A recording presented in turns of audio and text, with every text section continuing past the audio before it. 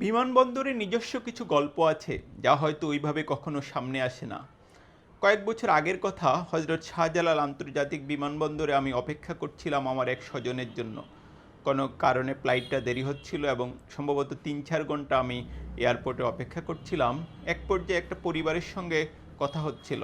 তারা সম্ভবত, যা মনে পড়ছে, যে ৪-৫ জন সেখানে ছিলেন। এর মধ্যে বাচ্চা একটা ছেলে, কত বা বয়স হবে তার, ৭-৮ বছর এমন।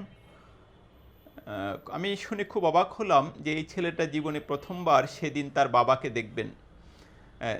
ছেলেটা যখন তার মায়ের গর্ভে, তখন তার বাবা মধ্যপ্রাচ্যের কোনো এক দেশে এর উদ্দেশ্যে বাংলাদেশ ত্যাগ করেছিলেন। এত বছর তিনি প্রবাসীই ছিলেন। এতদিন পর মানে তিনি দেশে ফিরে আসছেন, আর তার সন্তান এসেছে এয়ারপোর্টে তার বাবাকে রিসিভ করার জন্য। এবং ছেলেটার চোখে মুখে অদ্ভুত এক আনন্দ খেলা করছিল। এই দৃশ্যপট আমাকে একই সঙ্গে মানে অন্যরকম একটা আনন্দ দিচ্ছিল, আবার মনটা একটু বিষণ্ণ হচ্ছিল যে আহারে এতদিন ছেলেটা তার বাবাকে দেখতে পায়নি।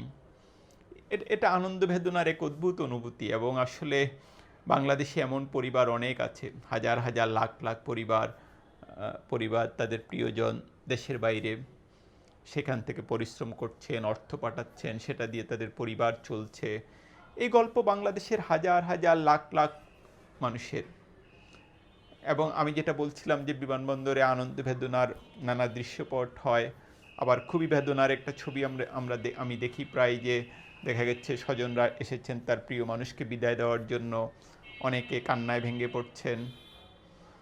এই যে মানুষরা, বাংলাদেশের মানুষ, তারা যে ছড়িয়ে ছিটিয়ে পড়েছেন সারা পৃথিবীতে, এবং নানা পেশায় নিজেদেরকে নিয়োজিত রাখছেন। কেউ হয়তো পড়ালেখা করতে গেছেন, কেউ পরিবারের মুখে অন্ন জোগাতে গেছেন, কেউ নানা পেশায় জড়িত হচ্ছেন বিদেশে গিয়ে। সারা পৃথিবীতে বাংলাদেশিরা এভাবে ছড়িয়ে ছিটিয়ে আছেন। এই গল্প কেন বলছি? যে ৫ই আগস্টের পর বাংলাদেশের অর্থনীতি যে এখন খুব একটা ভালো অবস্থায় আছে সেটা কিন্তু বলা যায় না। অর্থনীতির সূচক যদি আপনি দেখেন, তাহলে বেশিরভাগ সূচকেই বাংলাদেশের অর্থনীতি একটা মন্দ অবস্থায় আছে বলা যায়। কিন্তু কেন এই অবস্থা?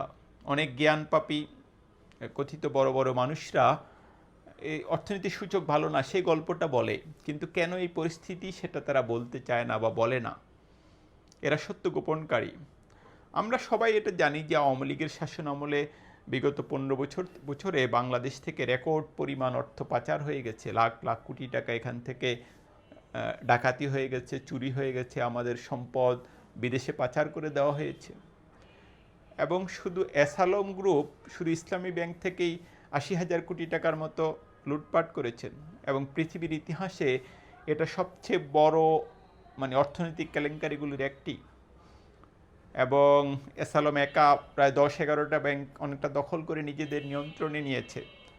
এখন অ্যাসালম তো আর একা সেটা পারে নাই, তার পেছনে রাষ্ট্র ছিল। রাষ্ট্র মানে শেখ হাসিনা ছিল, শেখ রেহানা ছিল, না হলে তো অ্যাসালমের পক্ষে সেটা করা সম্ভব হয়নি। তাহলে অর্থনীতির এই ভঙ্গুর অবস্থাটা তৈরি হলো কেন? এই লুটপাট, এই ডাকাতির কারণে। অনেক অর্থনীতিবিদ কিংবা অনেক বিশেষজ্ঞ, এমনকি একসময় আওয়ামী লীগ বিরোধী ছিলেন এমন অনেক মানুষ, তারা অর্থনীতির সূচক খুব ভালো না সেটা বলে, কিন্তু এটা কেন তৈরি হয়েছে সেই দৃশ্যপট সেটা তারা উল্লেখ করে না। যেমন ৫ই আগস্টের পর বাংলাদেশ আরও চরম বিপর্যয়ের দিকে যাবে এমন একটা ইঙ্গিত কিন্তু আসছিল। অনেকেই বলছিলেন যে বাংলাদেশ দেউলিয়া হয়ে যাবে, ব্যাংকগুলি দেউলিয়া হয়ে যাওয়ার একটা বিরাট সম্ভাবনা, অনেকগুলি ব্যাংক দেউলিয়া হয়ে যাওয়ার একটা বিরাট ঝুঁকি তৈরি হয়েছিল। কেউ কেউ বলছিলেন যে ভারত যেহেতু আমরা যেহেতু পণ্যের জন্য ভারতের উপর নির্ভর করি অনেক ক্ষেত্রে, সুতরাং বাংলাদেশে একটা পণ্য সংকট তৈরি হবে, দুর্ভিক্ষ তৈরি হবে। তাহলে বাংলাদেশ কিভাবে এই পরিস্থিতিটা এড়ালো? এর মূল কৃতিত্ব আসলে প্রবাসীদের, যে বাংলাদেশিরা সারা পৃথিবীতে রয়েছেন তাদের। আপনি গত কয়েক মাসে যদি সংবাদপত্র দেখে থাকেন, অনলাইন দেখে থাকেন, কিংবা টেলিভিশন চ্যানেল দেখে থাকেন, তাহলে একটা কমন শিরোনাম ১-২ দিন পরেই, এক মাস পর পরই খেয়াল করবেন যে রেমিটেন্স পাঠানোর ক্ষেত্রে রেকর্ড। এবং বাংলাদেশ ব্যাংকের গভর্নর গত মাসে বলছিলেন যে জুন মাসে যত সম্ভব, এটা একটা মে মাসে বলেছিলেন আর কি, জুন মাসে এটা নতুন রেকর্ড হবে। গত অনেক বছরের মধ্যে প্রবাসীরা কখনো এত রেমিটেন্স বাংলাদেশে পাঠাননি, এবং বাংলাদেশের অর্থনীতি যে টিকে আছে এবং পোকলা হয়ে যাওয়া অর্থনীতি বা এটা যে দেউলিয়া হয় নাই, এটা যে ভেঙে পড়ে নাই, এবং আমরা যে খুব খারাপ একটা অবস্থায় যাইনি, বাংলাদেশের অর্থনীতি যে টিকে আছে এবং আমরা বিদেশি ঋণ যে পরিশোধ করতে পারছি, এর প্রধান এবং সবচেয়ে বড় কৃতিত্ব এই প্রবাসীদের। ঈদুল আজহার এই মুহূর্তে সেই প্রবাসী মানুষদের আমার ব্যক্তিগত পক্ষ থেকে স্যালুট জানাই, বাংলাদেশের সাধারণ মানুষের পক্ষ থেকে তাদের প্রতি কৃতজ্ঞতাবোধ। আসলে কোনো কিছুতেই আপনাদের প্রতি মানে যেভাবেই আমরা প্রকাশ করি সেই কৃতজ্ঞতা প্রকাশ করা সম্ভব নয়। আমি যেটা শুরুতে বলেছিলাম যে জীবনের গল্প, আপনারা যে ত্যাগ স্বীকার করেন, মধ্যপ্রাচ্যে থাকা আমাদের শ্রমিকরা যে কত কষ্ট করছে, কিভাবে বেঁচে আছে, সেটার খোঁজ আমরা হয়তো ওইভাবে জানি না, কিন্তু এই মানুষগুলো তাদের বর্তমানকে উৎসর্গ করেছেন তাদের প্রিয় মানুষটাকে ভালো রাখার জন্য, তাদের দেশটা ভালো রাখার জন্য। আমরা প্রার্থনা করি এই মানুষেরা ভালো থাকুক, তাদের ত্যাগের বিনিময়ে, তাদের পরিশ্রমের বিনিময়ে, তাদের পাঠানো সৎ অর্থের বিনিময়ে বেঁচে থাকুক বাংলাদেশের অর্থনীতি, ভালো থাকুক তারা। স্যালুট আবার আপনাদের।